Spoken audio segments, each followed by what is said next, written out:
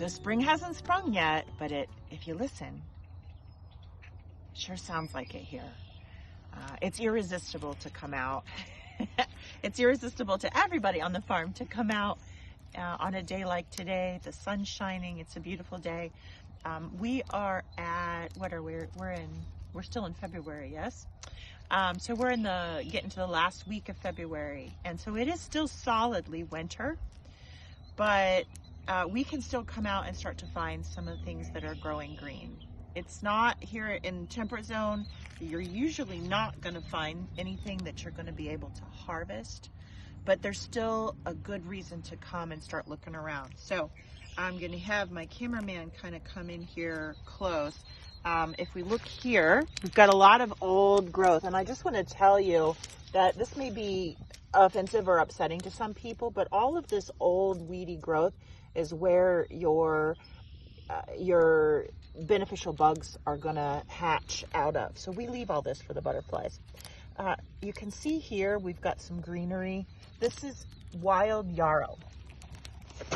Wild yarrow is, we want to see this feathery growth here.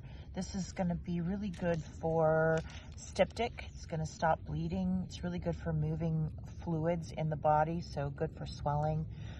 We don't use this a lot for food, although I do have a recipe or two that I'm going to share online. But coming out and starting to look for where these things are located, the thing about your perennial beneficials is that they often will move around on your property. They'll grow up. The yarrow, I'm going to find it in the same spot every year. It may start growing someplace else too, but it's always going to be here. But when we think about the weeds aren't always going to be where we last left them. So it's good to go around at this time of year and start to see where your weeds are coming up, because spring will come on in a hurry. And some things you want to get early on in the spring. You want to get them when there's new growth on a plant. Maybe you're going to get those leaves firsthand, or maybe in the case of something like this. This is evening primrose, and evening primrose is a biennial. And if I come out and find where these rosettes are, these rosettes can be harvested for food. See, my ground is frozen. I don't know if I'll be able to get it up out of here or not. I could have come out here with a tool. I'm gonna pull this away so you'll be able to see. You're gonna get dirty doing this. You can start to see here. Oh, I almost got some of the color. Yeah, see that? It's like a radish. I can harvest this and chop off the top and whatever I'm able to get out of the ground roots wise. I can eat that like a radish. I can add that to salads. And by coming out here early on and scouting around and finding where these have sprouted, where they're gonna come up, this will come up and be a flower stalk this year. This rosette is what we want to harvest for food.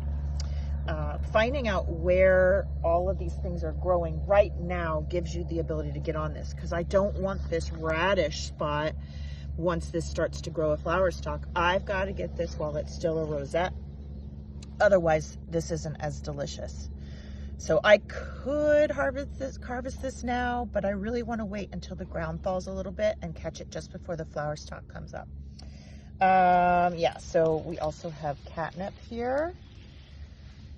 I saw, when I came out earlier, I saw plantain in this area. We've got quite a bit of catnip growing in this area. Here's another little rosette of evening primrose. It's a smaller one.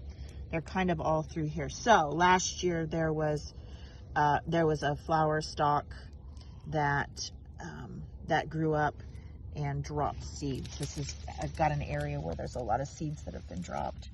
More yarrow. Got some aster coming up here. So the snow has just started to melt, and I'm starting to see what's underneath everything and what's developing. So while it's not time to start to get your spring harvest on, you're really only maybe 3 or 4 weeks away from being able to start to collect. And it's a great thing to get out and survey your land, survey where you're going to harvest these things, and know where your goodies are so that you can grab them at the right stage. So while we can't get our fix of, some of us are growing seeds in the house, and that feels good. It feels like you're starting to get outside. We can't really dig in the ground yet. We're not able to harvest.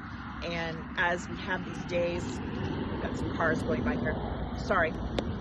As we have these days where you start to get the urge to get outside and get working, get your hands dirty, we can kind of fix that scratch that itch by figuring out where our weeds are. While I've got you, I was just gonna end this, but the freeze and thaw has heaved up Jerusalem artichoke. I've got Jerusalem artichoke, and this is the part that we would be eating. They haven't sent up any stalk yet. So while we like to get this harvested in the late fall after a couple frost weekends, this is still appropriate to harvest and eat right now. So if you have a space where you can see things being pushed up, all of these stalks are Jerusalem artichoke, or what you would find in the grocery store called sunchoke. I know where these are because I leave all the stalks, and because it's on my property and I know about it. If you are scouting out an area that you're new to, you're going to look for these kinds of things. But this is kind of a little extra fine, and we may take this in and add it to some soup because it's good and firm. It has heaved up out of the ground, so it saves us from digging in the frozen ground. But sunchokes are really good for blood sugar control.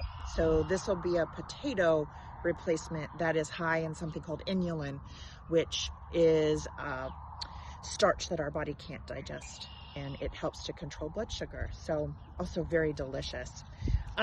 So get out there, start figuring out where you're going to be getting your tasty weeds. Look for the starts of chickweed and shepherd's purse, and where's your plantain, and where your dandelion's going to come up, and start scouting out your areas where you're going to get those things as soon as spring hits, and you'll get the tenderest, most mild and delicious sweet greens.